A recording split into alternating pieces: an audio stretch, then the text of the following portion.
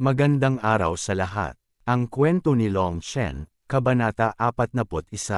Long Chen, Long Chen, Long Chen. Sumulyap si Long Chen kay Huang Chang at pagkatapos ay sa malayong siya Chang Feng. Paanong hindi niya maintindihan ang nangyayari? Kasabay ng malamig na tawa, sumenyas siya ng kamay. Ang paggalaw ng kamay ni Long Chen ay agad na nagpatahimik sa mga tao habang hinihintay nilang marinig ang kanyang sasabihin. Ngunit isang pangungusap lang ang ibinato ni Long Chen. Wala akong interes na makipaglaban sa isang humihinang aso na maagang tumanda. Panipi tuldok, ang buong pulutong ay ganap na natigilan, talagang tumanggi si Long Chen. Ito ang numero 1 junior generation ng Phoenix Cry. Ang walang kwentang tao, disappointed talaga ako, umiling si Huang Chang. Malamig na ngumiti si Long Chen. Tumalon na siya sa isang bitag ngayon, kaya inaasahan ba nilang talon siya sa pangalawa?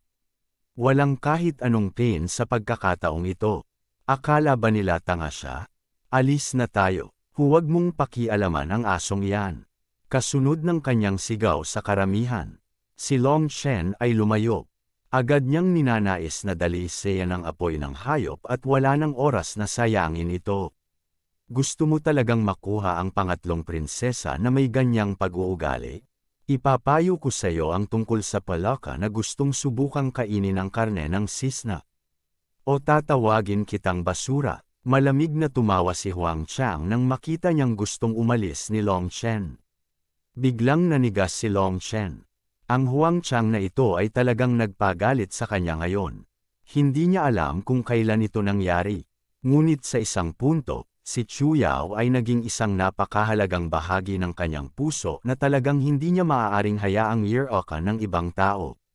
Ngunit sa kabila ng kanyang galit, ayaw pa rin ni Long Chen na makipaglaban sa Huang Chang na ito. Wala siyang sapat na kasiguruhan, kaya nagpatuloy siya sa paglalakad. Sasamahan kita. Biglang sumigaw si Shi Feng at tumalon sa martial arena.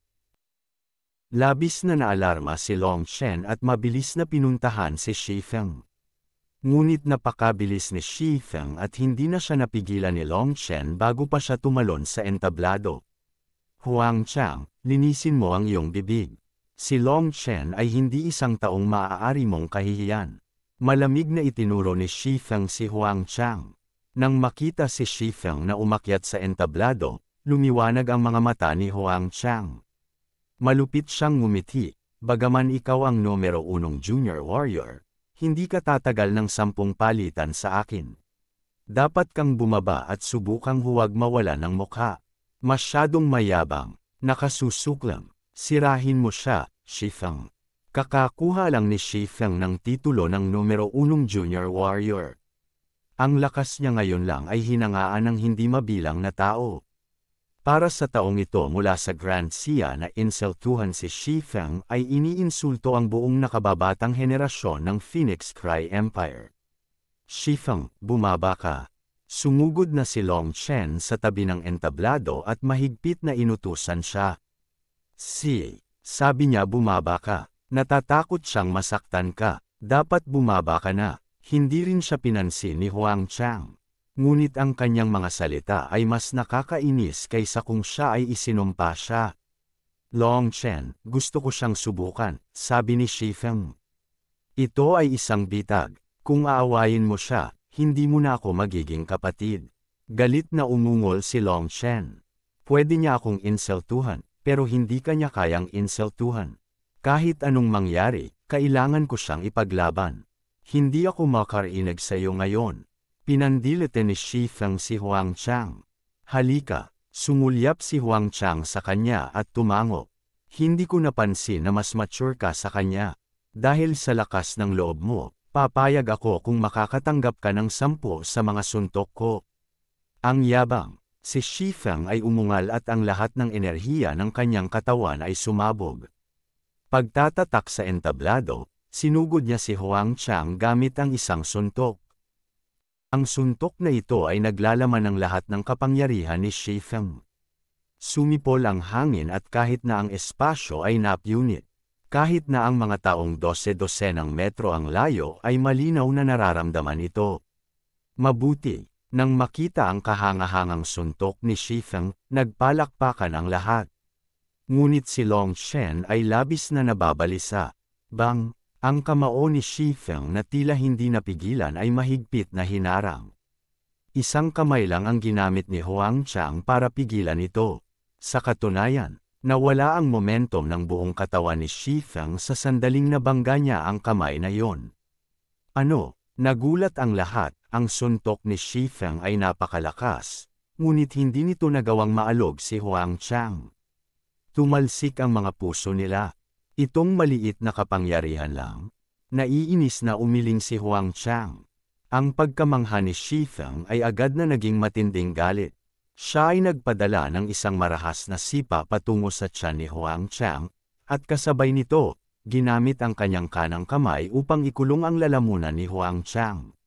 Ito ay isang dobleng pag-atake, na unang ipinadala ang sipa kaya sinubukan ni Huang Chang na iwasan ito habang ang kanyang kabilang kamay ay maaaring i-lock ang kanyang lalamunan. Ito ay isang napakatalino na galaw, ngunit ang hindi inaasahan ni Shifeng ay hindi man lang ito iniwasan ni Huang Chang. Talagang nagpadala siya ng isa pang sipa bilang tugon, at ang kanyang bilis ay nakakagulat. Sa kabila ng pangalawa sa paggalaw, unang dama po ang kanyang sipa. Bang! Dama po ang sipa ni Huang Chang sa tuhod ni Shifeng. Naramdaman ni Shifeng ang pagputok ng sakit doon, bago biglang nakaramdam din ng suntok sa kanyang tiyan. Napaatras siya ng 3 hakbang at nakitang bali ang kanang tuhod. Ngunit bago pa man siya makabawi, pinilit na ni Huang Chang ang kanyang kalamangan. Malakas talaga siya, kung hindi makapagpatuloy si Shifeng, dapat siyang pumayag. Hindi naman mabagal ang paggalaw ni Huang Chang. Isang kamay ang direktang lumabas para sa lalamunan ni Shifeng. Mabilis na nagpadala ng suntok si Shifeng para harangan ang kuko na yon. Bang! Kakalabas lang ng suntok ni Shifeng bago ito mahawakan ng kamay ni Huang Chang, at biglang, isang malakas na puwersa ang nagmula rito. Basag. Nabali ang isa sa mga braso ni Shifeng. Ang masama ko. Mukhang gumamit ako ng sobrang lakas. Humingi ng tawad si Huang Chang, ngunit hindi huminto ang kanyang mga kamay at may isa pang lumapit sa kanya. Ang isa sa mga tuhod ni Shifeng ay hindi na makagalaw, kaya walang paraan para siya ay umatras. Sa pagkakataong ito, dama po ang palad ni Huang Chang sa kanyang balikat. Isang kakaibang puwersa ang nagmula rito, at naramdaman ni Shifeng na pinigilan ang kanyang tiyan na parang dinudurog ng isang malaking bato. Naging mahirap huminga. Ngayon, sa wakas ay napagtanto niya na napakalaki ng pagkakaiba ng kapangyarihan sa pagitan nila. Gusto niyang ibuka ang kanyang bibig, ngunit nalaman niyang hindi siya makapagsalita. Shifeng, kung hindi ka makapagpatuloy, maaari kang pumayag anumang oras. Bahagyang ngumiti si Huang Chang, ngunit napakasama ng kanyang mga mata. Ang isa pang palad ay ipinadala sa tiyan ni Shifeng. Bang! Si Shifeng ay pinalipad at iniluwa ang isang subaw ng dugo. Napakalakas ng puwersa kaya napaalis siya sa entablado. Bahagyang tumalon si Long Shen at nahuli si Shifeng. Sinuri siya ni Long Shen at nalaman niyang bali ang tuhod ni Shifeng, bali ang braso niya, at ang huling suntok ay nahati ang mga meridian niya. Halos maging lumpo siya, nakakamatay na tahimik ang buong plaza. Walang nag-akala na ang matapang at makapangyarihang Shifeng, na walang kapantay sa ilang sandali lamang ang nakalipas, ay matatalo ng ganoon kabilis at kaawa-awang. Masyadong matigas ang ulo ni Kuya Shifeng. Talagang nagpasya siyang kunin ang palad na yon nang hindi pumayag. Paumanhin. Si Huang Chang ay walang magawa na nakatingin kay Long Shen at sa iba pa mula sa itaas ng entablado. Ngunit nakikita ni Long Shen ang kanyang pangungutya at pang-aalipusta sa kanyang titig. Walang mata ang mga kamao. Kung kailangan mong sisihin ang isang tao, masisisi mo lang siya sa pagsisikap na magpakitang gilas ng walang anumang kakayahan. Hindi na masama ang hindi pagpatay sa kanya. Umiling si Wei Kang. "Shut the hell up you old stick." Ang biglaang galit na sigaw ni Long Shen ay umalingaw-ngaw.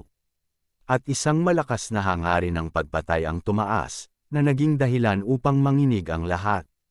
Maging ang mga maharlika na iyon, na nakakita ng labanan sa buong taon, ay naramdaman ang paglundag ng kanilang mga puso at nabigla. Pinakain ni Long Shen si Shi Feng ng hilang pil at dahan-daang umakyat sa martial stage. Sa pagtingin kay Huang Chang, ang kanyang mga salita ay parang yelo. Pipilitin mo akong ipaglaban ka, di ba? I guess satisfied ka na ngayon. Ang kasalukuyang Long Shen ay naglalabas ng lumalakas na layunin ng pagpatay. Ang hindi niya alam ay habang siya ay nilalamon ng kanyang galit, ang Feng Fu Star sa ilalim ng kanyang paa ay nagsimula ng mabilis na umikot. Dati isa lang itong primal ball of energy, pero ngayon, unti-unti na itong nagiging malinaw. Gayunpaman, sa paglipas ng panahon, tila ito ay kulang sa ilang uri ng enerhiya at dahan-daang lumabo pabalik sa orihinal nitong estado. Lumingon si Long Shen kay Xia Changfeng at itinuro ang kanyang ilong. Xia Changfeng, ikaw na tanga, hintayin mo lang ako. Pagkatapos ay nagpatuloy siya, Empress Dowager, hinihiling ko ang isang buhay at kamatayan na labanan kay Huang Chang. Ang huling pangungusap niya ay sinabi sa Empress Dowager. Saglit na tumahimik ang buong plaza. Long Shen. Natarante si Chu Yao habang nakatingin sa galit na si Long Shen. Hindi pa niya ito nakitang galit, at hindi napigilan ng kanyang puso na masaktan para sa kanya. Empress Dowager, ang mga labanan sa buhay at kamatayan ay engrandi at kabayanihan. Ito ang pinakadwa ng kung ano ang ibig sabihin ng pagiging isang lalaki. Pakiramdam ko ang tanging tamang pagpipilian ay ang suportahan ito. Nang makita si Long Shen na galit na humihiling ng buhay at kamatayan na labanan kay Huang Chang, naging masaya si Wei Kang. Magagawa niyang bawiin ang kanyang apoy ng hayop kung magpapatuloy ito. Iyon ay dahil ang matatalo ay kukunin ang kanyang mga samsam ng mananalo sa isang buhay at kamatayan na labanan. Ang Empress Dowager ay nasa isang mahirap na posisyon. Tumingin siya kay Grandmaster Yun Chi na seryoso ring nakatingin kay Long Shen. Tulungan mo ako, Grandmaster. Tumango si Long Shen sa kanya. Napabuntong hininga si Yun Chi, maaaring magpasya ito ni Empress Dowager. Dahil ito ang hamon ni Long Shen, ang guild ay walang karapatang manghimasok. Kung gayon, pinahihintulutan ko ito. Kasunod ng kanyang proklamasyon, walang sino man ang nag-cheer kahit kaunti. Ito ay hindi na isang martial competition, ngunit isang madugong labanan hanggang sa kamatayan. Si Xia Changfeng ay isinumpa pa lamang ni Long Shen, ngunit hindi siya gaanong nagalit ngayon. Hindi sulit na magalit sa isang patay na tao. Ang kanilang bitag ay naging mahusay. Sa una, pinaplano nila si Huang Chang na hindi sinasadyang magkamali at mapatay si Long Shen. Ngunit ngayon, maaari na nilang patayin siya ng hayagan at lutisin ang lahat ng kanilang galit. Si Chu Yao, sa kabilang banda, ay labis na nag-aalala. Tinalo ni Huang Chang si Shi Feng na parang nakikipaglaro sa isang bata at halatang napakalakas at nakakatakot na kalaban. Ang mga taong nasa ibaba ng entablado na gustong tanggapin ni Long Shen ang laban sa simula ay nawalan ng pag-asa ngayon. Nagulat sila na si Long Shen ay magmumungkahi na ngayon ng buhay at kamatayan na labanan. Ang ilan sa mga babae ay nakatikip ang kanilang mga bibig, ang kanilang mga mata ay puno ng paghanga. Ang magaspang at mabangis na bahagi ni Long Shen ay pumukaw sa kanilang puso. Si Huang Chang ay mapanlait na tumingin kay Long Shen. Kung dumating ka ng mas maaga, ayos lang sana ang kaibigan mo. Ang baba mo, hindi sumagot si Long Shen. Tahimik na nakatayo roon, ang nakakatakot na layuning pumatay ay tumaas sa kanyang katawan. Pakiramdam ko, ang iyong titig ay lubhang hindi kasiya siya. Sa tingin ko, huhukayin ko muna ang iyong mga mata. Biglang tumama si Huang Chang sa lupa at lumitaw sa tabi ni Long Shen na parang multo. Ang kanyang bilis ay nakakagulat at mas mabilis pa kaysa noong nakipag-away siya kay Shi Feng. Bastos ka! Ang kanyang sigaw ay parang kulog, niyanig ang mundo. Ang tanging nakikita ng mga tao ay isang figure na lumilipad pabalik pagkatapos ng sigaw na ito. Napatingin ang mga tao sa stage. Si Long Chen ay nakatayo roon nang hindi gumagalaw habang ang kanyang kamao ay inihagis pasulong. 15 talampakan ang layo ni Huang Chang, gulat na gulat ang kanyang mukha. Ano ang nangyayari, Mahika? Hindi ko nakita. Mukhang sinuntok ni Long Chen si Huang Chang na lumilipad. Sa gitna ng mga taong nag-uusap kung ano ang nangyayari, si Matabang Yo at ang iba pa ang nanguna at nagsimulang mag-cheer, dahilan para sumali rin ang iba. Hindi pinansin ni Long Chen ang mga tagay na yon. Malamig niyang tiningnan si Huang Chang. Kung nagawa mong umalis ng buhay ngayon, hindi ako si Long Chen. Panipi tuldok, boom. Biglang sumabog ang aura sa paligid ng katawan ni Long Chen at naging sanhi ng panginginig ng espasyo. Ang kanyang nakakatakot na aura ay naging dahilan upang agad na magbago ang ekspresyon ng lahat. Boom! Biglang sumabog ang aura ni Long Chen. Ano, kahit na ang mga maharlika ay hindi na kontrol ang kanilang sarili. Pagkatapos ng pagsabog ni Long Chen, 7 bagyo ang malabong lumitaw sa likod ng kanyang katawan. Talagang nasa ika-7 heaven stage lang siya ng chi condensation. Kahit na matapos ang napakaraming laban, hindi pa naihayag ni Long Chen ang kanyang tunay na cultivation base. Maraming tao ang nag-isip na narating na niya ang blood condensation realm ngunit tinatago lang niya ito. Ngunit ngayong nailabas na niya ang kanyang aura, malinaw na ito ay nasa ika-7 heaven stage lang ng chi condensation. Ngunit bakit napakalakas ng kanyang ika-7 heaven stage chi condensation aura? Ang ilang mga tao ang unang nakaalam na may mali. Masyadong nakakatakot ang aura na yon, tiyak na hindi ito chi condensation. Si Wei Kang, Xia Changfeng, at ang iba pa ay nagulat din. Ito ang unang pagkakataon na nakita o narinig nila ang ganoong bagay. Bang, nakatatak si Long Chen sa entablado. Dahilan para manginig ito, sinugod niya si Huang Chang. Ang kanyang kamao ay parang isang malaking martilyo na nadudurog, na lumilikha ng mga unos na pumuno sa hangin. Malamig na umungol si Huang Chang, nanginginig ang kanyang katawan at lumundag ang enerhiya mula sa kanyang katawan, dahilan upang umikot ang paligid. Nagpadala rin siya ng suntok para tanggapin siya. Umalingaw-ngaw ang isang nakakakilabot na pagsabog nang magsalpukan ang dalawa nilang kamao. Ang mga alon ng chi ay lumabas. Nilamon ang lahat. Ang kamao ni Long Chen ay mabigat na parang bundok, ngunit kasing ligaw ng bagyo. Magkasunod na pinaulanan niya ng 3 suntok. Nagbago ang ekspresyon ni Huang Chang at umungal siya, ginamit ang kanyang buong lakas para harangan sila. Bang! Ang malaking martial arena na mahigit 300 metro ang haba ay hindi nakayanan ang lakas ng kanilang kapangyarihan. Nabasag ito sa mga piraso na lumipad kung saan-saan, na naging sanhi ng pagsigaw ng lahat. Sa isa pang pagsabog, silang dalawa ay muling lumitaw sa ibabaw ng gumuhong martial arena, mabangis na nanlilisik ang isa't isa. Hindi ko talaga inaasahan na magkakaroon ka ng ganito kalaking kakayahan. Pinunasan ni Huang Chang ang ilang mantsa ng dugo sa kanyang bibig. Ang kasalukuyang Long Chen ay halos isang magical beast sa anyo ng tao. Ang kanyang dakilang kapangyarihan ay nagulat sa lahat. Si Huang Chang ay nahuli sa kawalan at aktwal na nakatanggap ng bahagyang pinsala. Maraming bagay na hindi mo inaasahan. Hindi mo dapat ginamit si Chu Yao o ang aking kapatid para galitin ako. Ginalit mo ako, kahit ako ay natatakot sa sarili ko kapag nagagalit ako, malamig na sabi ni Long Chen. Ha, ang yabang. Sa palagay mo ba ay mayroon lamang akong maliit na kakayahan? Ngayon ay ipapakita ko sa isang maliit na palaka na tulad mo kung ano ang tunay na lakas. Ang aura ni Huang Chang ay patuloy na umakyat. Sa orihinal, ang kanyang aura ay nasa ika-4 na heaven stage lamang ng blood condensation. Ngunit mabilis itong tumaas. Ika-5 heaven stage. Ika-6 na heaven stage. Ika-7 heaven stage. Nagbago ang ekspresyon ni Grandmaster Yun Chi, Hindi niya akalain na talagang itinago ni Huang Chang ang kanyang cultivation base at talagang isang late blood condensation expert.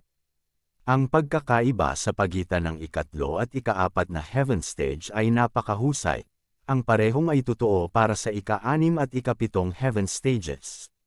Kapag nalampasan ang malalaking hadlang na iyon, ang lakas ng pakikipaglaban ng isang tao ay tataas ng husto. Iyon ang dahilan kung bakit ang blood condensation at iba pang mga kaharian pagkatapos noon ay nahati sa maaga, kalagitnaan, at huling mga yugto upang matukoy ang lakas. Ngayong nailabas na ni Huang Chang ang kanyang ika-7 heaven stage blood condensation aura, dumagsa ang enerhiya sa buong katawan niya. Pinipigilan ang puso ng mga tao. Ngayon naiintindihan mo na ba, anak? Dumating na ang iyong kamatayan. Sa masamang ekspresyon, isang malaking kamao ang bumagsak kay Long Shen bago pa man siya matapos magsalita. Nanginginig ang puso ni Long Shen. Ang kanyang intuisyon ay talagang tama, itinatago ni Huang Chang ang kanyang cultivation base. Ito ang kanyang tunay na lakas. Noong una, hindi gustong makipag-away ni Long Shen kay Huang Chang ngayon. Ngunit siya ay nabaliw na sa galit, at kung hindi niya ito nakilala sa labanan.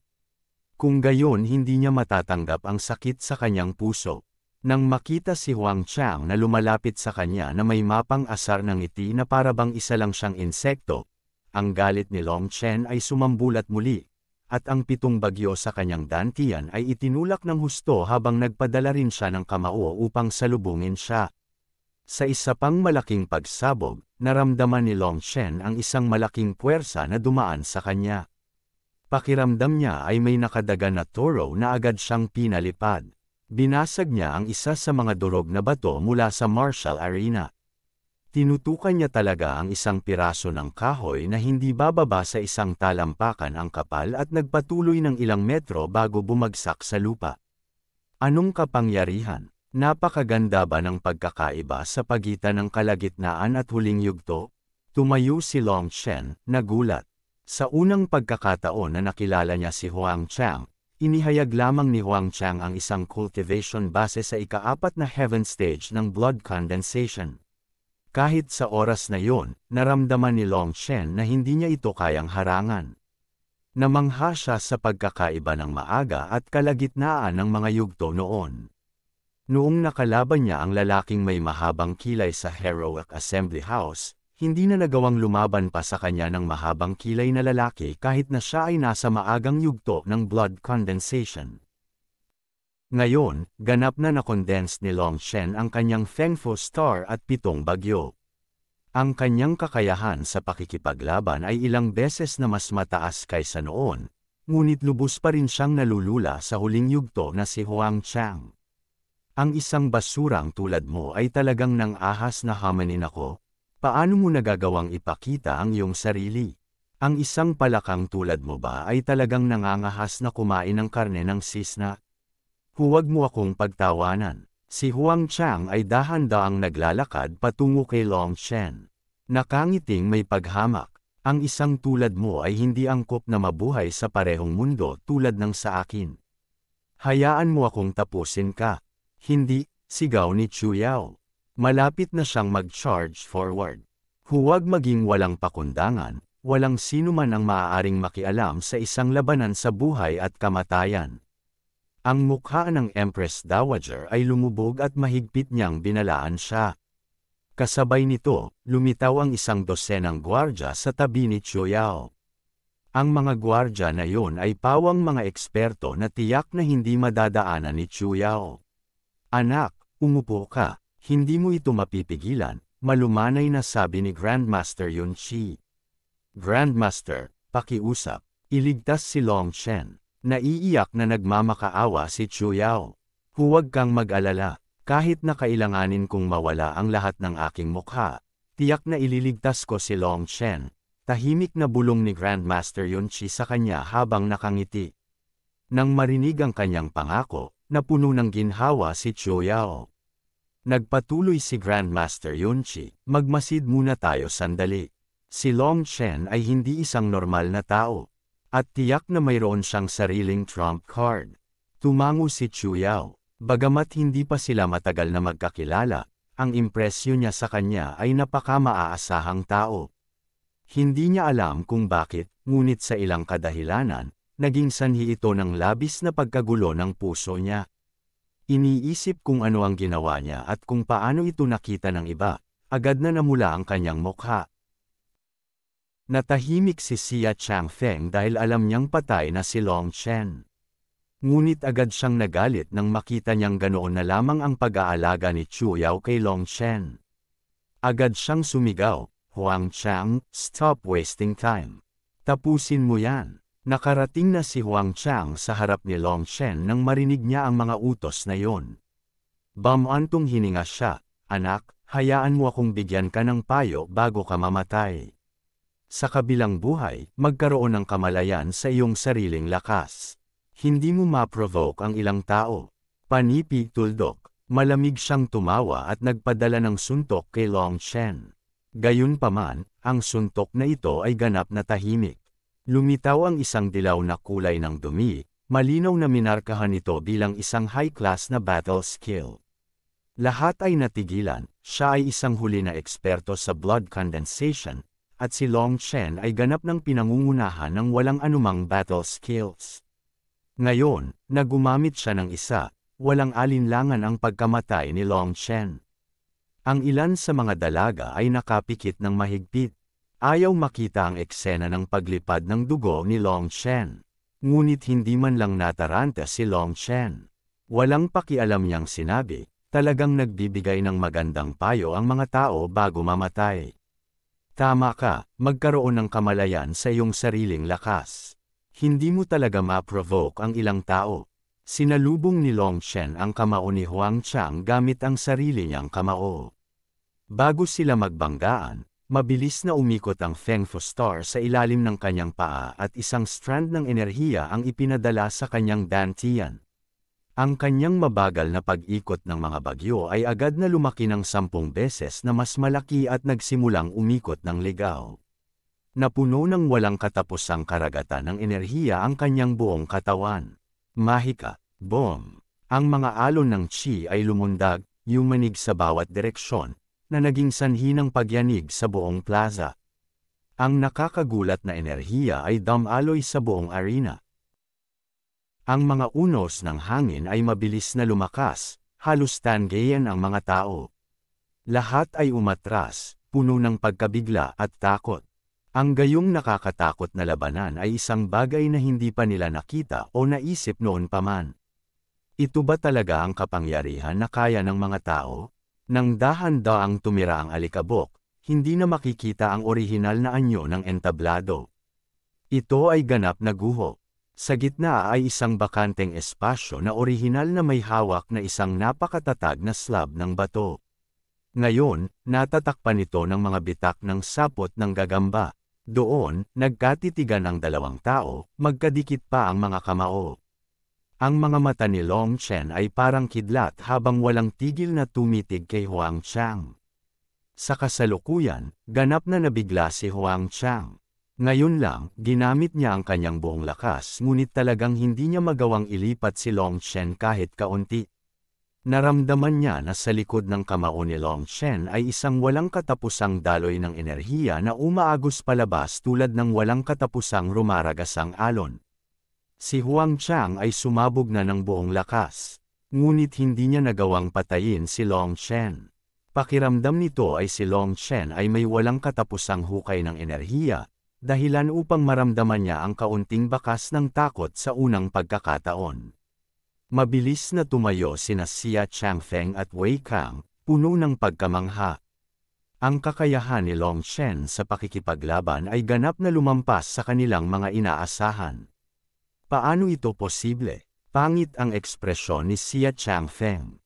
Paanong ang isang brat sa ikapitong heaven stage ng chi condensation ay sisibog sa sobrang nakakatakot na lakas? Talagang katumbas siya ng isang late blood condensation expert. Lahat ng naroroon ay walang imik na parang mga estatwang kahoy. Maging ang palaging kalmadong grandmaster na si Yun Chi ay namangha. Si Chu Yao ay napuno ng sorpresa at tuwa. Isang malambot na pakiramdam ang lumitaw sa kanyang magagandang mata habang tinitingnan niya ang figurang iyon na tila isang makalangit na Diyos. Si Fatio at ang iba ay nanginginig sa tuwa. Sila ay nag-aatubili na sabihin ang anumang bagay ngayon. Pagkatapos ng lahat, iyon ay isang late blood condensation expert. Inisip talaga nila na maaaring mamatay si Longshen ngayon. Sa tulong ng medicinal pill ni Longshen, nagising na si Shifeng. Ngunit marami sa kanyang mga buto ang nabalik, at hindi siya makagalaw. Makakaasa lang siya sa suporta ni Shou Hao. Nang makita si Longshen na umaapaw sa layuning pumatay at lumilitaw na parang uhaw sa dugo na kabanalan, nanginginig ang kanyang puso at lubos siyang nahiya. Ito ay naging bitag para kay Longshen. Ginamit nila siya upang pilitin si Longshen sa isang maselang inayos na patibong. At malinaw na alam ni Longshen na ito ay isang bitag na madaling pumatay sa kanya, ngunit tumalon pa rin siya dahil sa kanya. Naging sanhi iyon ng pagluha ni Shifeng na isang hindi matinag at matatag na lalaki. Bang! Umungol si Longshen at isang hindi mapigil ang puwersa ang lumabas sa kanya. Itinulak si Huang Chang pabalik. Huang Chang, kung hindi ko makulayan ang dugo mo sa lupang ito, ako, si Longshen, ay hindi makakakita ng pagsikat ng araw bukas. Ang boses ni Longshen ay parang nagmula sa kailaliman ng underworld. Ang kanyang hangarin sa pagpatay ay hindi lingid kahit katiting. Naging sanhi ito kahit na ang hangin at mga ulap ay manginig at ang mga puso ng mga tao ay manginig. HMPH. Kahit na makapangyarihan ka, ang pagpatay ng mga tao ay hindi lamang umaasa sa lakas. Malamig na ngumiti si Huang Chang. Gayunpaman, tama ang sinabi mo. Tiyak na hindi mo makikita ang pagsikat ng araw bukas, dahil mamayang gabi, tiyak na papatayin kita. Ang mga salita ni Huang Chang sa wakas ay naging dahilan upang matanto ng ilang tao na ang labanan nilang ito ay hindi isang pagkakataon, ngunit isang malinaw na bitag para kay Longshen. Huminga ng malalim si Longshen. Dahan-dahan niyang itinaas ang kanyang kamao.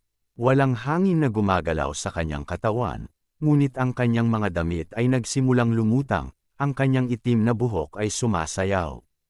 Para bang sinapian ng isang Diyos ng digmaan ang kanyang katawan. Kung gayon, tingnan natin kung sino sa atin ang hindi makakakita ng pagsikat ng araw bukas.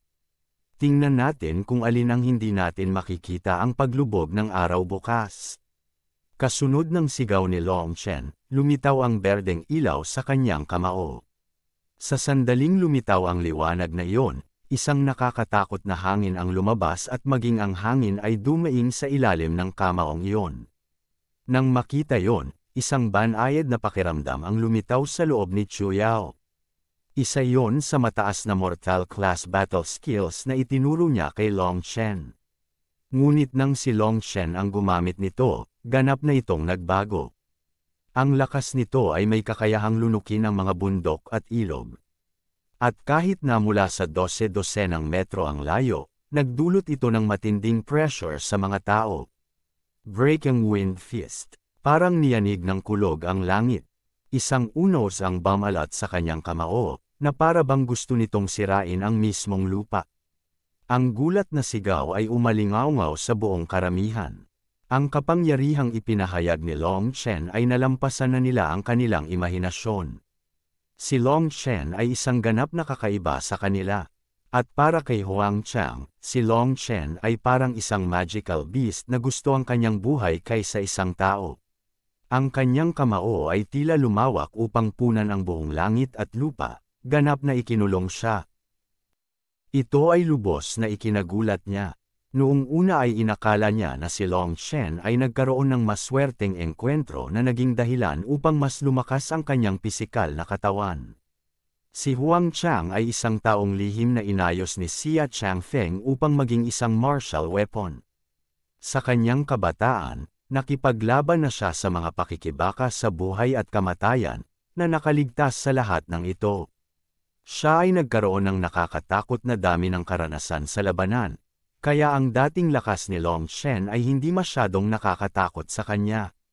Sa pamamagitan ng pag-asa sa kanyang mayamang karanasan sa pakikipaglaban, madali niyang masupil si Long Chen. Ngunit ang kamao na ito ni Long Chen ay talagang ikinulong siya sa lugar kaya hindi niya ito nagawang iwasan. Matatanggap lang niya ito ng direkta. Ang pag-lock ng isang tao sa lugar na tulad nito ay isang napakalakas na kasanayan sa pag-iisip. Sa pamamagitan ng paggamit ng malakas na puwersa ng pag-iisip at pagdaragdag nito sa kanilang pag-atake, magiging imposible para sa isang tao na umiwas. Ang gayong kapangyarihan ay lilito lamang mula sa napakalakas na mga magsasaka, o marahil sa mga taong tulad ni Huang Chang na nagawang gumapang palabas mula sa isang bundok ng mga bangkay. Sila lang siguro ang nakakakontrol ng bakas ng kapangyarihang iyon. Ngunit ngayon si Long Chen na nasa ikapitong heaven stage pa lang ng chi condensation ay talagang nagawa na ito.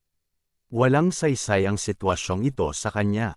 Hindi siya binigyan ni Long Chen ng maraming oras para pag-isipan ito. Ang kanyang kamao ay nagdala ng isang unos na bumasag sa kalawakan upang bagsak mismo patungo sa kanya. Sa puntong ito, hindi mapigilan ni Huang Chang ang anumang bagay. Sa isang malakas na dagandong, isang pulang layer ng liwanag ang lumitaw sa buong katawan niya at ang nakakatakot na enerhiya ay sumabog.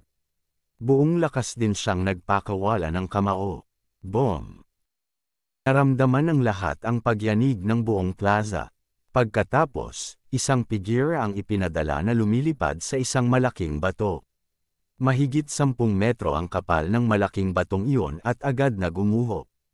Napatingin ang mga tao kay Long Chen na nananatili sa kanyang orihinal na posisyon at pagkatapos ay sa gumuhong malaking bato. Nakakamatay na tahimik ang buong plaza. Malaki ang pagbabago sa ekspresyon ni Xia Changfeng. Hindi niya akalain na naitago ni Long Chen ang kanyang nakakatakot na lakas ng husto. Ito ay ganap na wala sa alinman sa kanyang mga inaasahan. Hindi lang si Xia Changfeng.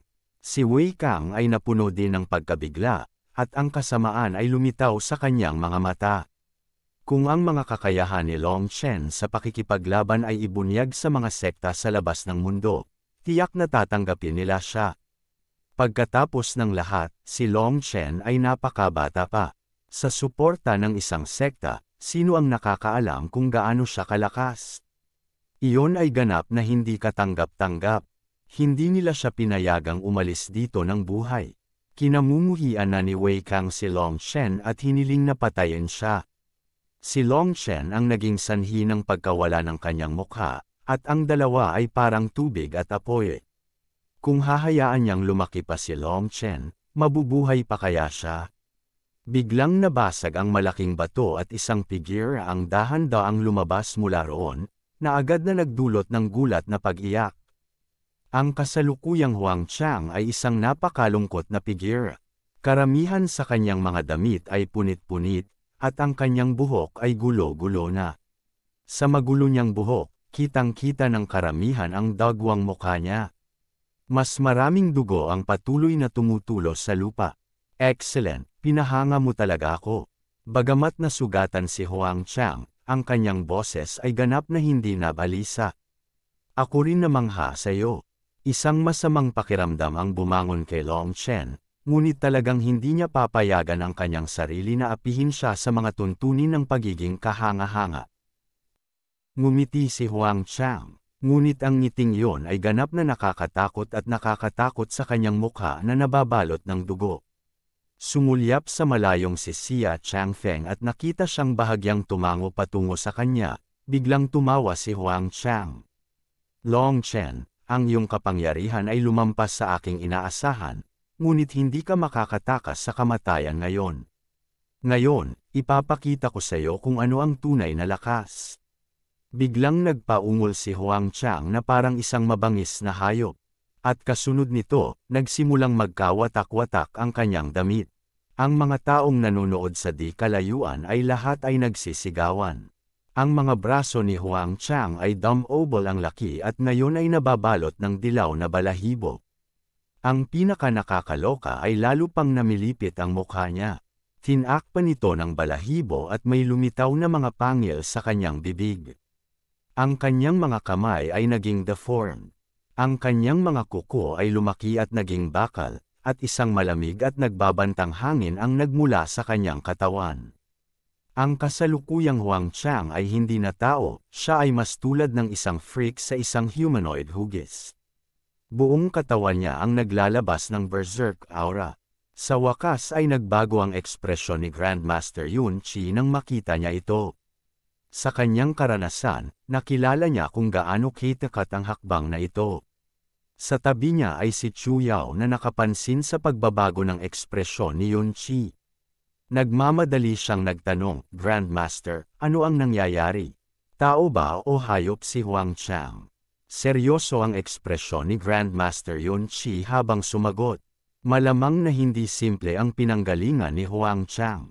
Isa siyang beast cultivator. Bagamat mababaw lamang ang kanyang pag-unawa sa pamamaraang ito, ang gayong pagbabago sa hayop ay magiging sanhi ng pagtaas ng kakayahan ng isang tao sa pakikipaglaban sa isang nakakatakot na halaga. Sa orihinal, ang tinatawag na beast cultivation na ito ay isang uri ng napakalakas na pamana. Ang mga beast cultivator ay magpapadali sa essence blood ng isang magical beast, na nagpapahintulot sa kanila na kontrolin ang isang bahagi ng kapangyarihan ng magical beast. Ang ganitong kultibasyon ay magpapahintulot lamang sa magsasaka na kontrolin ang napakaliit na bahagi ng malakas na pisikal na katawan ng magical beast. Bagamat ito ay napakaliit na bahagi, ang pisikal na katawan ng isang magical beast ay napakalakas at kahit ang maliit na bahagi ay lubhang nakakatakot. Si Huang Chang ay lubos na nagtitiwala ngayon. Mula nang mapinaw niya ang essence blood ng magical beast, hindi pa niya nakilala ang isang tao na maaaring makipagpalitan ng higit sa 10 suntok sa kanya sa parehong antas ng cultivation. Sa huling 2 taon, sinundan niya si Xia Changfeng at pinangasiwaan ang kanyang mga gawain sa mababang paraan. Hindi niya ipinahayag ang kanyang tunay na lakas.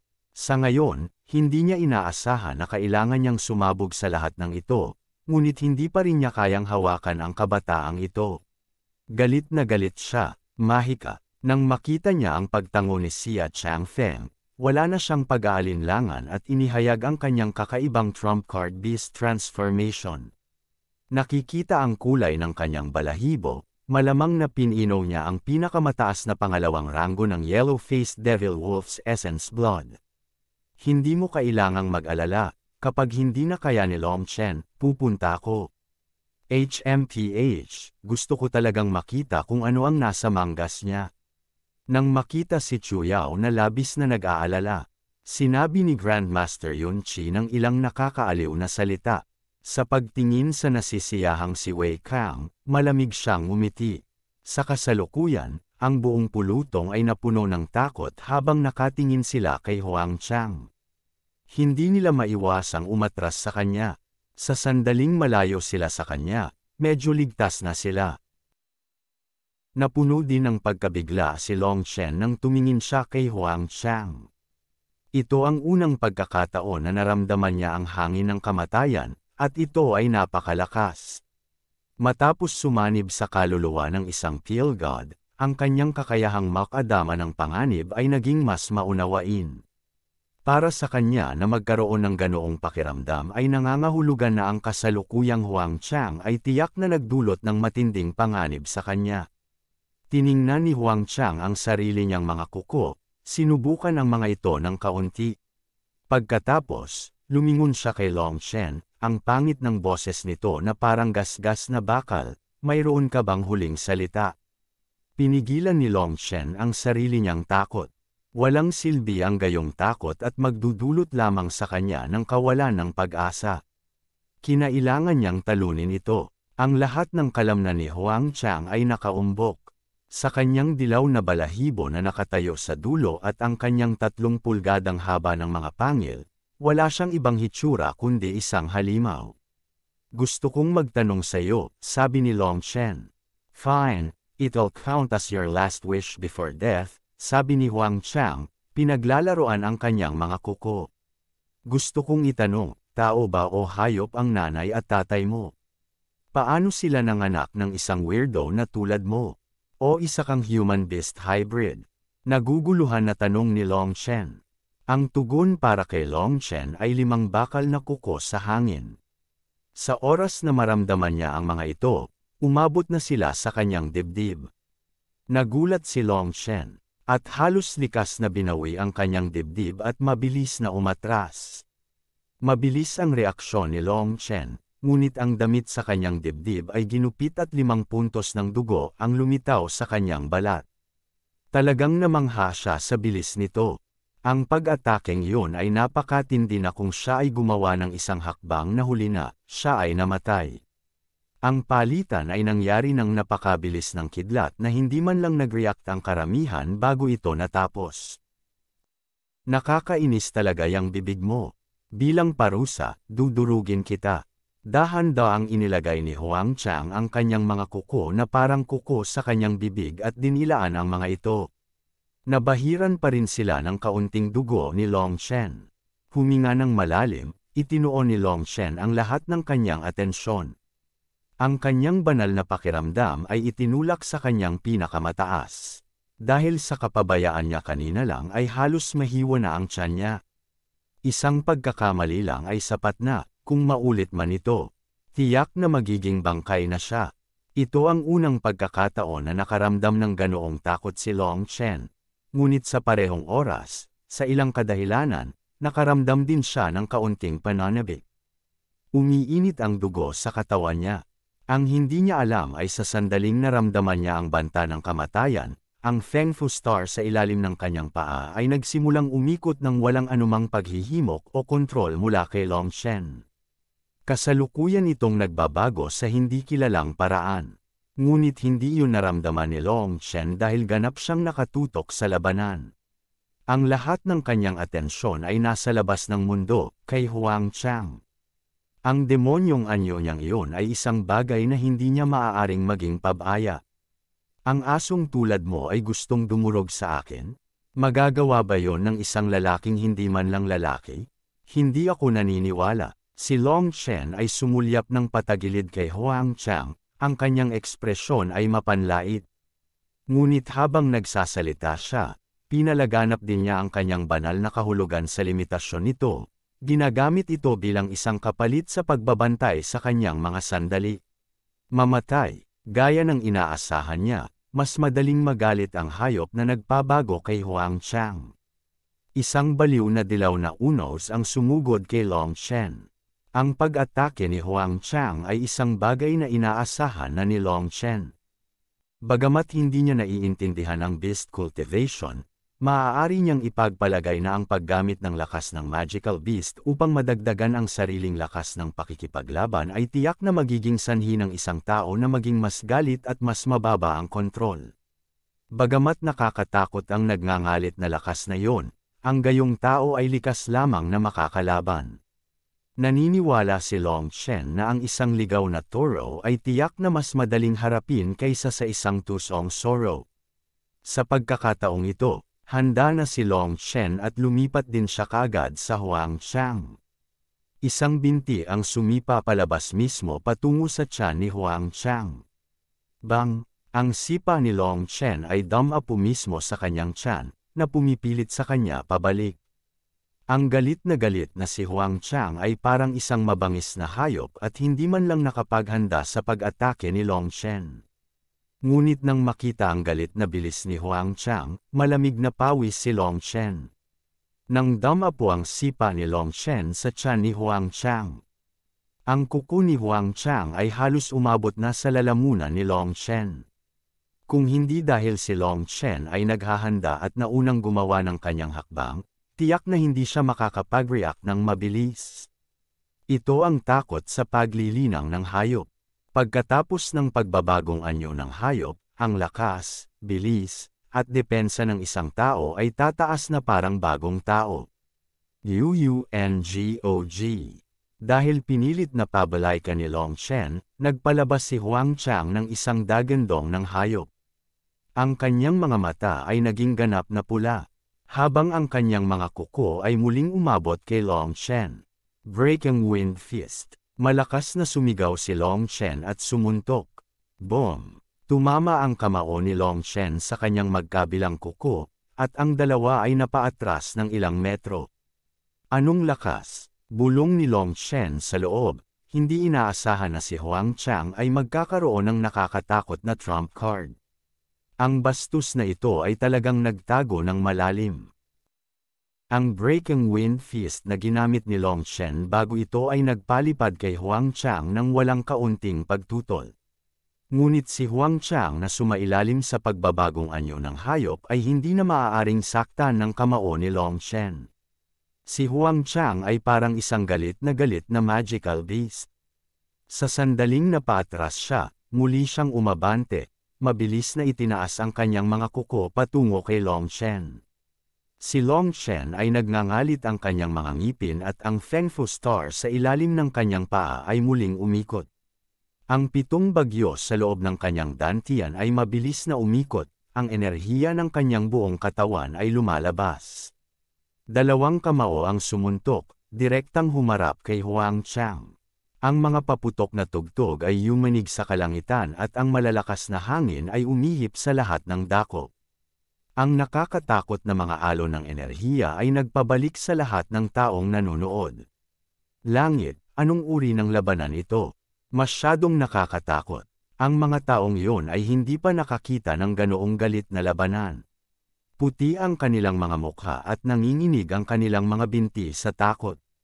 Maging ang mga bihasang veterano ay napuno ng pagkabigla.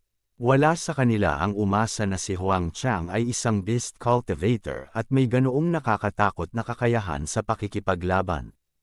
At ang mas nakakagulat ay si Long Chen, na minsan ay may reputasyon bilang numero 1 trash noble na tagapagmana ng kapital. Ngayon, nagawa na niyang labanan ang isang halimaw na tulad ni Huang Chang. Napuno ng claw after images ang langit at ang hangin ay umungol. Nayuminig sa kalangitan. Ang pinakanagulat na mga tao ay tiyak na sina Xia Changfeng at Wei Kang. Hindi nila akalain na ang isang maliit na baguhan sa chi condensation tulad ni Long Chen ay maaaring sumabog ng may sapat na lakas upang makipaglaban kay Huang Chang na sumailalim sa pagbabagong anyo ng hayop. Pagkatapos ng lahat, si Huang Chang ay isang martial weapon na lihim na inayos. Sa 1,000 kalahok, isa siya sa 12 na nakaligtas sa isang malaimpyernong pagsasanay. At si Huang Chang ang pinakamakapangyarihan sa mga natitirang tao. Kaya naman napakahalaga ni Xia Changfeng sa kanya at nag-ukol ng matinding pagsisikap sa pag-aayos sa kanya. Masasabing si Huang Chang ay isang slaughter machine na sinanay na may di masusukat na dami ng mga mapagkukunan. Kung hindi dahil kay Long Chen na ikinagalit ni na Xia Changfeng at Wei Kang, tiyak na hindi nila ibinunyag ang gayong sekretong martial weapon. Ngunit habang nabigla sila sa lakas ni Long Chen, nakita na nila ngayon na bagamat may kakayahang magdepensa si Long Chen, nagsisimula na siyang mahulog sa isang hindi magandang posisyon sa ilalim ng marahas na pag-atake ni Huang Chang. Sa kasalukuyan, ang cultivation base ni Long Chen ay nasa ika-7 heaven stage lamang ng chi condensation, at nag-iisang bituin lamang siya. Ang dami ng espiritual na chi na kaya niyang kontrolin ay malayo kay Huang Chang. Nabubuhay lamang siya salamat sa kanyang makapangyarihang pisikal na katawan. Ang sinumang ibang tao ay matagal nang nawasak. Ang braso ni Long Chen ay nalaslas muli ng kuko ni Huang Chang. Bagamat ginawa niya ang lahat para makaiwas, punit-punit ang kanyang damit at tumulo ang dugo mula sa kanyang mga sugat. Sa oras na ito, ang katawan ni Long Chen ay natatakpan ng maraming madugong peklat, at nabahira ng dugo ang karamihan sa kanyang damit. Ang puso ni Chu Yao ay humigpit ng mahigpit sa nakita. Ang pagpapatuloy ng ganito ay hindi magagawa. Ang kasalukuyang Huang Chang ay walang pinagkaiba sa isang magical beast sa isang humanoid form. Ang kanyang lakas ay walang katapusan, at ang talas at tigas ng kanyang mga kuko ay hindi mawawala sa bakal. Nagulat si Long Chen. Kung wala ang kaluluwa ng isang pale god at ang mababaw na karanasan sa pakikipaglaban na kasama nito, hindi na niya magagawang magtiis. Grandmaster Yun Chi, mangyaring iligtas si Long Chen. Hindi napigilan ni Chu Yao ang pagmamakaawa kay Grandmaster Yun Chi. Maghintay ng kaunti. Nagpatuloy lang si Grandmaster Yun Chi na tumingin kay Long Shen. Hindi pa siya nakagalaw. Iyon ay dahil napaka-conflict niya sa loob. Ang mga nagawa ni Long Shen sa alchemy ay isang bagay na labis niyang hinangaan. Mahika. Minsan na niyang pinayuhan si Long Shen na ituon ang kanyang enerhiya sa landas ng tableta. Sa kanyang talento, tiyak na malayo ang lalakarin niya sa landas na iyon. Ngunit ang lakas ng labanan na ipinahayag ni Long Shen ngayon ay lubos na kahanga-hanga. Bilang Field Master, hindi niya maitatanggi na kung itutuon ni Long Shen ang lahat ng kanyang atensyon sa martial path, maaaring mas malayo pa siya kaysa sa Field Path. Iyon ang dahilan kung bakit hindi pa siya nakagalaw. Gusto niyang makita kung ano ang limitasyon ni Long Shen, at pati na rin ang pagsubok sa buhay at kamatayan na ito ay mapag-alitan siya. Sa pamamagitan ng ganoong temperament, hindi mahalaga kung nilinang ni Long Shen ang martial path o ang Field Path. Alinman ay magkakaroon ng hindi matatawaran na benepisyo para sa kanya. Muling tumalsik ang dugo habang ang dibdib ni Long Shen ay nilaslas ng isang kuko. May ilang madugong galos pa ang lumitaw sa kanya. Long Shen, hindi kita hahayaang mamatay ng madali. Nasabi ko na nahiwa-hiwalayan kita. Pagkatapos ng mahabang palitan na ito, ang orihinal na galit na si Huang Chang ay medyo huminahon at ngayon ay malamig na tumawa. Walang tugon si Long Shen para sa kanya. Nalaman niya na ang kasalukuyang Huang Chang ay may mga bukas na bukas. Ngunit ang kanyang kakayahan sa pagtatanggol ay masyadong nakakagulat. Nataman niya ang isa sa mga mahahalagang puntos niya sa kanilang palitan ngayon. Ngunit ang nakakagulat, bahagyang nadapa si Huang Chang bago tuluyang nakabawi ng walang kaunting pag-aalinlangan. Matapos makipaglaban sa tagal bago masunog ang insenso, naunawaan na ni Long Shen ang kasalukuyang kalagayan ni Huang Chang. Ang kanyang pisikal na lakas at pagtitiis ay hindi na mahuhusgahan ng mga pamantayan ng tao. Wala siyang pagkakataong manalo kung magpapatuloy siya sa ganito. Kailangan niyang subukan ng isang bagay. Biglang sumigaw si Long Shen at pinasadahan ng kamao ang kuko ni Huang Chang. Ngunit siya ang napaatras ng 10 metro mula sa palitan. Hindi agad siya hinabol ni Huang Chang. At sa halip ay walang pakialam na tumingin kay Long Shen. Para siyang tigre na sinusuri ang kanyang biktima. Natahimik ang karamihan. Ang matinding pressure na nagmumula sa labanan ay mahirap tiisin. Ngunit ngayon ay nakahinga sila ng kaunti. Ang mga nagngangalit na palitan na iyon ay naging sanhi ng kanilang mga puso na tumalon sa kanilang mga lalamunan. Iyon ang nangyari lalo na sa mga dalagang mahigpit na nakakapit ang kanilang mga kamay sa kanilang mga dibdib. Natatakot sila na kung ibunyag ni Long Shen ang kaunting pagbubukas. Ang kanyang dugo ay tumalsik sa kabuuan. Kailangan mo bang ipagpatuloy ang pakikibaka sa kamatayan? Ikinaway ni Huang Chang ang kanyang mga kamay. Ang kanyang mahabang kuko ay natatakpan ng dugo ni Long Shen. Sa kasalukuyan, ang mga damit ni Long Shen ay ganap na nap unit at 12-dosenang mga madugong peklat ang dahan-daang damaloy, na ginagawang lubhang nakakatakot ang kanyang hitsura. Pakikipaglaban sa deathbed, hindi pa umabot sa ganoong punto. Umiling si Long Shen, bagamat natatakpan siya ng mga sugat. Lahat sila ay mababaw, mukhang nakakatakot ang mga ito, ngunit hindi nila siya masyadong naapektuhan. Alam ni Long Shen na ang labanan ngayon ay magiging napakahirap. Ito ang pinakamahirap na labanan mula nang siya ay ipinanganak, ngunit tiyak na hindi ito ang huli. Hanggat nilalabanan niya ang kapalaran, mas magiging matindi ang mga laban na haharapin niya sa hinaharap. Kailangan niya ang pakiramdam na malapit sa kamatayan upang madagdagan ang kanyang kalooban na mabuhay. Upang maging isang tunay na martial cultivator, kailangan mong maranasan ang banta ng paglakad sa linya sa pagitan ng buhay at kamatayan. Sa pamamagitan lamang ng pag-survive sa takot sa kamatayan makakalakad ka pa sa iyong landas. Ito ay isang bagay na dapat maranasan ng lahat ng mga eksperto. Ang labanan ngayon ay ipinaglaban sa bingit ng buhay at kamatayan para sa kanya. Totoong sumanib siya sa kaluluwa ng Pill God at sumanib sa ilan sa kanyang karanasan sa pakikipaglaban. Pero isang pagkakamali lang ay naging bangkay na siya. Kaya lang niyang lumaban ng ganito dahil sa kanyang matatag na pagpupursige. Nagkaroon din siya ng sariling kahirapan. Kung hindi niya kayang hawakan ang kahit na ganoong pressure, paano niya haharapin ang mga magiging kaaway niya? Paano niya mailigtas ang sarili mula sa sarili niyang kalagayan? Paano niya masusuklian ang puot ng pagnanakaw ng kanyang dugo, pagnanakaw sa kanyang buto, at pagsira sa kanyang ugat? Matapos maranasan ang pakiramdam na nasa gilid ng kamatayan ngayon, ang kanyang intuisyon ay naging mas matalas at ang kanyang puso ay mas malinaw. Ngayong naabot na niya ang layuning ito, oras na para sa tunay na labanan sa kamatayan. Ngunit kung sasabihin mo na ito ay isang pakikibaka sa kamatayan, sigurado. Tingnan mo kung ano ang deathbed struggle ko. Hinawakan ni Longshen ang kanyang mga kamay, at isang apoy ang lumabas mula sa kanila. Ang mga heatwave ay kumalat kung saan-saan, at sa huli, ang kanyang buong katawan ay natatakpan ng maputlang dilaw na apoy. Ano? Laking gulat ni Wei Kang kaya tumayo siya. Puno ng hindi makapaniwala ang kanyang mukha. Itinuro niya si Longshen at hindi makapaniwalang sinabi, "Kill Flame Armor." Paano ito posible? Maliban kay Wei Kang, ang isa pang pinakanagulat na tao ay kailangang si Grandmaster Yun Chi.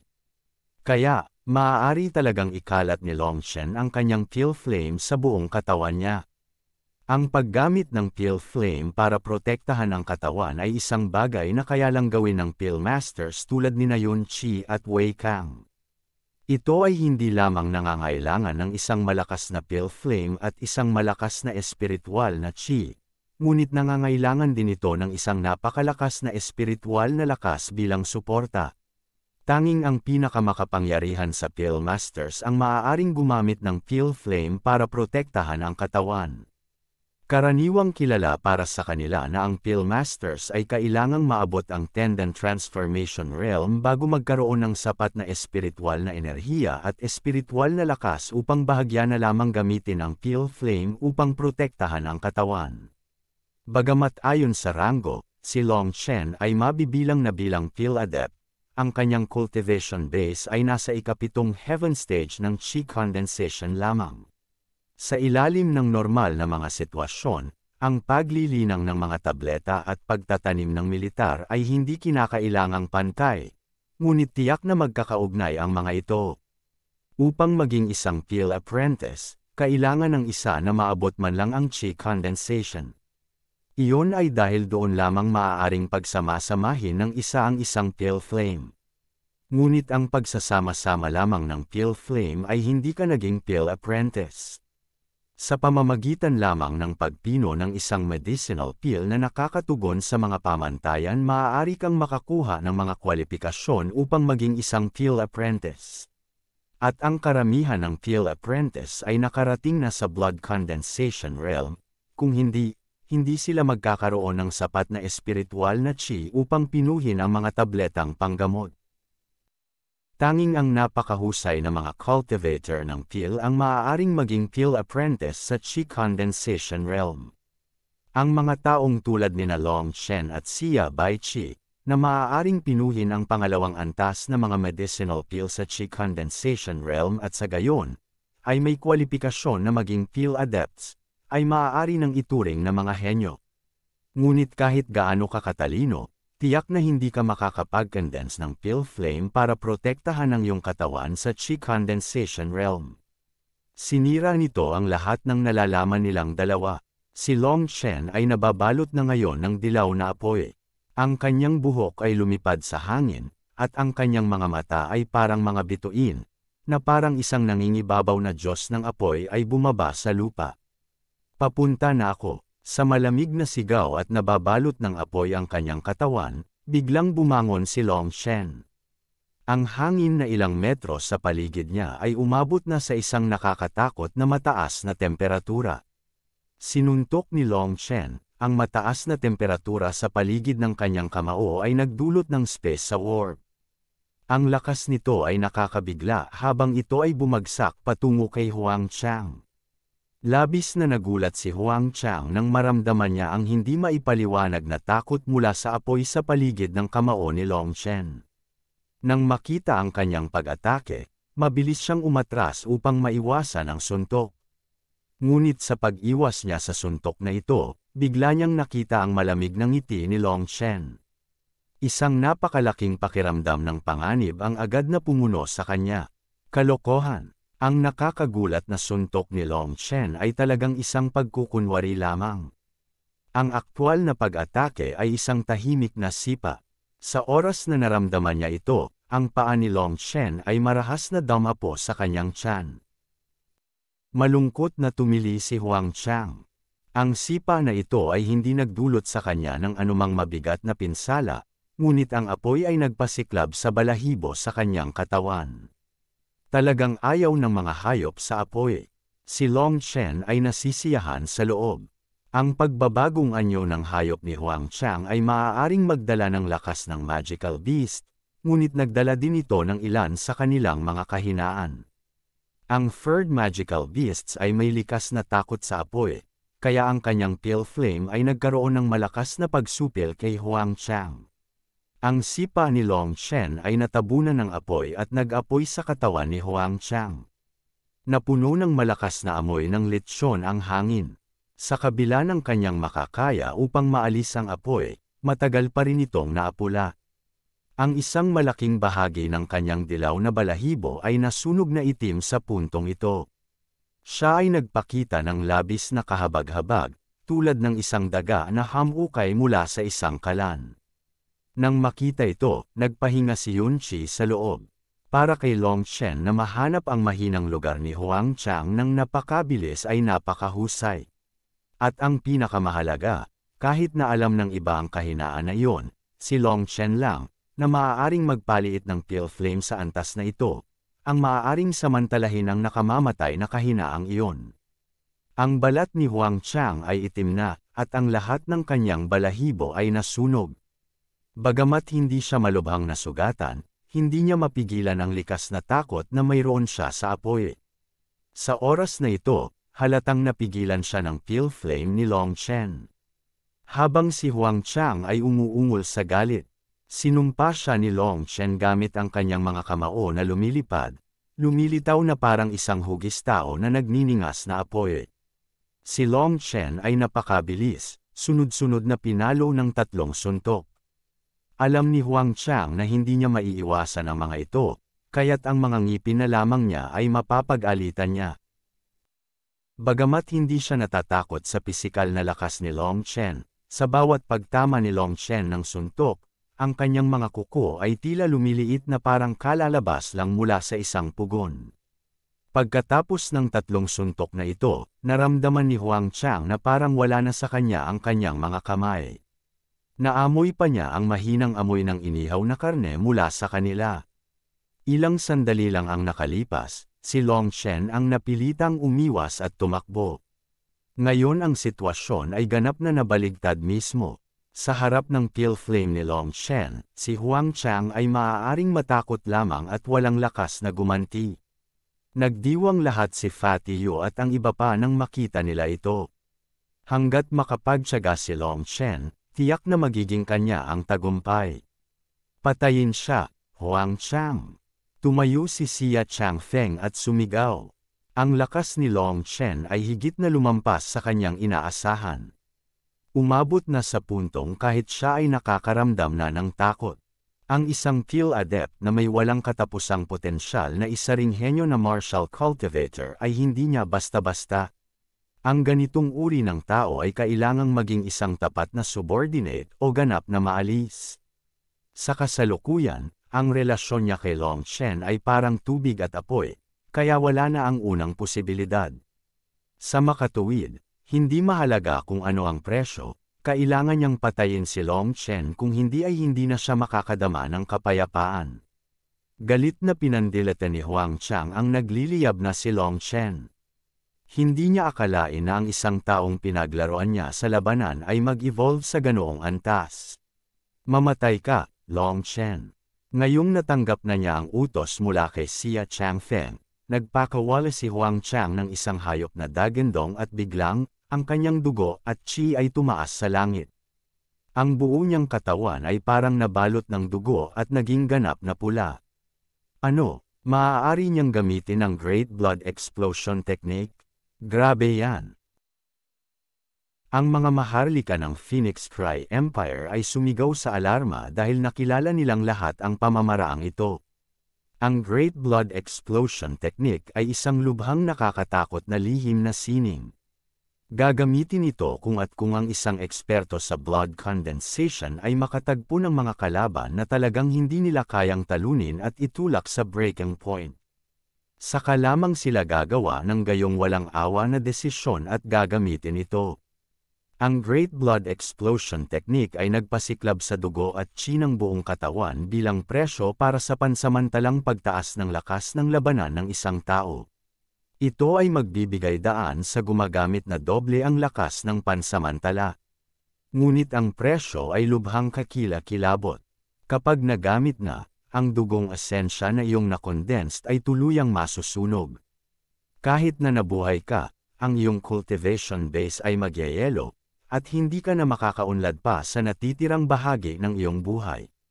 Ang ganitong sitwasyon ay bihirang makita. Maliban kung ito ay isang ganap na huling paraan, walang sino man ang gagamit nito. Ngunit ngayon ay ginamit na talaga ito ni Huang Chang.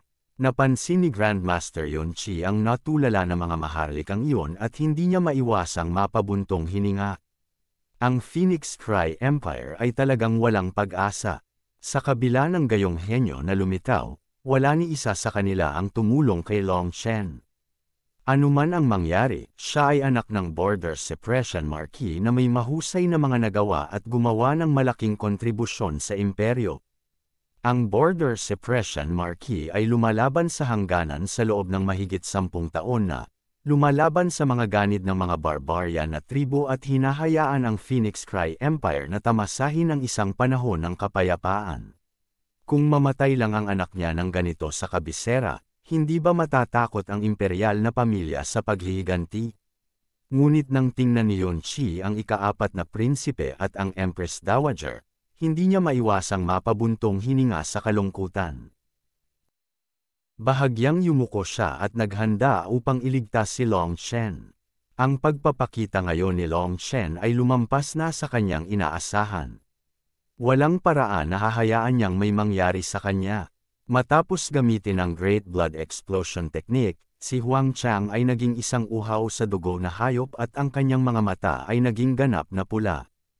Isang sigaw, ang lahat ng kanyang lakas na umaagos mula sa kanyang katawan ay biglang huminto at umagos pabalik. Lahat ng iyon ay nagtipon sa kanyang kanang kamay. Ang kanyang kanang kamay ay agad na kumapal sa laki ng kanyang hita at ang kanyang mga kalamnan ay pumipintig. Nagpakawala ng isang nakakatakot na presyon habang siya ay nakahawak kay Long Chen. Mahika, Devil Wolf Claw. Gaya ng ginamit ni Huang Chang ang nakamamatay na suntok na yon, tumayo din si Grandmaster Yun Chi at sinugod. Yun Chi, huwag kang makialam. Kahit gumalaw si Grandmaster Yun Chi, si Wei Kang, na nakahanda na, ay sumimangot din at hinaranggan siya, sinuntok. Ngumuso si Yun Chi at sumuntok din. Gustong magpalipad kay Wei Kang. Pagkatapos nilang magbanggaan, lumipad pabalik si Wei Kang, ngunit nagawa niyang harangan si Yun Chi. Malaki ang pagbabago sa ekspresyon ni Grandmaster Yun Chi nang magbanggaan ang kanilang mga kamao. Bigla niyang naramdaman ang panginginig ng kamay niya at agad na umitim. Ang aking Yin Fin Palm ay medyo maganda, tama ba Yun Chi? Huwag mong isipin na sumama sa akin dito. Siguradong mamamatay ang batang iyon. Malamig na tumawa si Wei Kang. Nagulat si Yun Chi sa loob. Siya at si Wei Kang ay nag-away sa loob ng 12-dosenang taon, ngunit hindi niya inaasahan na si Wei Kang ay aasenso ng husto sa nakalipas na ilang taon. Tiyak na hindi siya makakalusot sa kanyang blockade sa maikling panahon. Ikaw na matandang lecher, ikaw ang tiyak na mamamatay. Isang mapanuksong insulto ang nagmula sa bibig ni Long Chen. Nang makita ang paparating na kamao ni Huang Chang, huminga ng malalim si Long Chen at itinulak ang kanyang cultivation base sa pinakamataas nito. Hindi na niya napigilan ang kanyang pale flame, at ito ay sumabog na parang bulkan.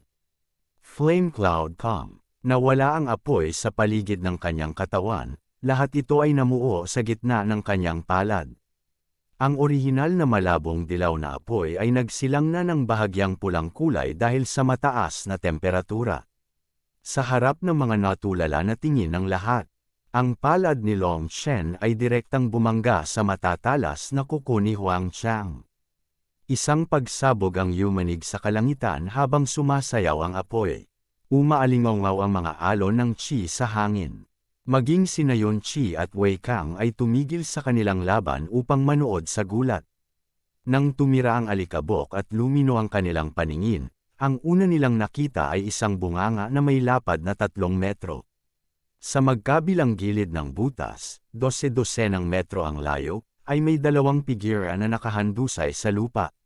Nabalot ng katahimikan ang buong plaza. Isang mahinang tunog ang umalingaw-ngaw habang ang isa sa mga figurang iyon ay dahan-daang nagsimulang gumalaw. Nakita nila na ang dahan-daang tumayo ay si Long Chen na may dugo. Bagamat siya ay isang ganap na gulo, ang kanyang damit ay punit-punit at humihingal, ang kasalukuyang Long Chen ay nagpakita pa rin bilang magiting gaya ng dati. Pag-ikot sa bunganga, dahan-daang naglakad si Long Chen papunta kay Huang Chang. Si Huang Chang ay mukhang mas kahabag-habag. Ang kanyang katawan ay nasusunog na itim at tila walang iba kundi isang tuyong bangkay. May ilang piraso din ng buto na lumalabas sa kanyang katawan. Matapos gamitin ang Great Blood Explosion Technique, ang kanyang depensa ay bumagsak ng husto. Iyon ang dahilan kung bakit sa kanilang huling palitan ay nagduse siya ng mas malala pang sugat kaysa kay Long Chen. Tulad ng nasabi ko na, hindi ko hahayaang makita mo ang pagsikat ng araw bukas, malamig na sabi ni Long Chen sa harap ng katawan ni Huang Chang. Gustong magsalita ni Huang Chang, ngunit lumubog ang kanyang tiyan at pinipisil ang kanyang tiyan, kaya hindi siya makapagsalita. Ang pakiramdam ng hindi makapagsalita ay hindi maganda sa pakiramdam, hindi ba? Mabilis talaga dumating ang paghihiganti. Ginawa mo ito para hindi makapagsalita ang iba, at ngayon, wala ka nang masabi. Isang mapanuksong ngiti ang lumitaw sa bibig ni Long Chen. Upang magalit si Long Chen, gumamit siya ng mga kasuklam-suklam na pamamaraan para sadyang saktan si Shi Feng ng husto at isara ang kanyang paghinga upang hindi niya matanggap ang pagkatalo. Ang lahat ng iyon ay ganap na nakuha sa mga mata ni Long Chen. Nang makita ang malamig na mga mata ni Long Chen, lumitaw ang takot sa mga mata ni Huang Chang. May gusto siyang sabihin, kahit ano, pero hindi niya magawa. Kung ilang taon na ang nakalilipas, hindi na sana siya makaramdam ng takot sa pagkamatay dahil dumaan lang siya sa madilim at masasamang pagsasanay. Ngunit pagkatapos ng ilang taon ng pagtatrabaho sa ilalim ni Xia Changfeng, muli siyang nakadikit sa mundo at ayaw niyang mamatay. Kung gusto mong magmakaawa, huwag kang mag-abala. Ang isang tulad mo ay hindi nararapat maawa. Umiling si Long Chen at dahan-daang itinaas ang kanyang paa. Tahimik lang na nanonood ang lahat ng naroroon, walang masabi kahit isa. Ang walang pigil na labanang ito sa pagitan ng mga higanti ay puno ng mga tagumpay at kabiguan, na lubos na nakapagtataka sa kanila. Long Chen, hayaan mo si Huang Chang. Babayaran kita. Siyempre, ayaw ni Xia Changfeng na makita ang kanyang pinakamakapangyarihang nasasakupan na mamatay ng ganito. Kaya pinakapal niya ang kanyang balat at nagsalita. "Oh, may gusto ka ba?" Tanong ni Long Chen na interesado. Nang makitang may pagkakataon, hindi napigilan ni Xia Changfeng na matuwa. "Humihingi ka na lang ng kahit anong gusto mo. Kung mayroon ako nito, tiyak na hindi ko ito pipigilan." Tumango si Long Chen at inilabas ang kanyang hinlalaki. "Loyal ka talaga. Pagkatapos, bibigyan kita ng pagkakataon, ibigay mo sa akin ang iyong buhay at pakakawalan ko siya." Naramdaman agad ni Xia Changfeng na kanina pa natutuwa na parang may sumampal sa kanya. Pinandilete niya si Long Shen. Pinaglalaroan mo ako, tuldok. Ang paglalaro sa iyo ay hindi ang aking layunin. Ang layunin ay laruin ka hanggang kamatayan. Sumilay ang nakakatakot na ngiti sa kanyang mukha. Pagkasabi nito, itinaas ni Long Shen ang kanyang paa, at ang buong plaza ay napuno ng nag-aalalang hiyaw, habang marahas niyang itinatak ito kay Huang Chang. Nang malapit nang tumama ang paa ni Long Shen sa tiyan ni Huang Chang, biglang naramdaman ni Long Shen na namamanhid ang kanyang anit. Kasabay nito, narinig niya ang galit na dagandong ni Yon Chi at nang hindi man lang nag-iisip. Mabilis siyang tumabi. Isang araw ang dumaong sa mismong lugar na kinaroroonan ni Long Shen.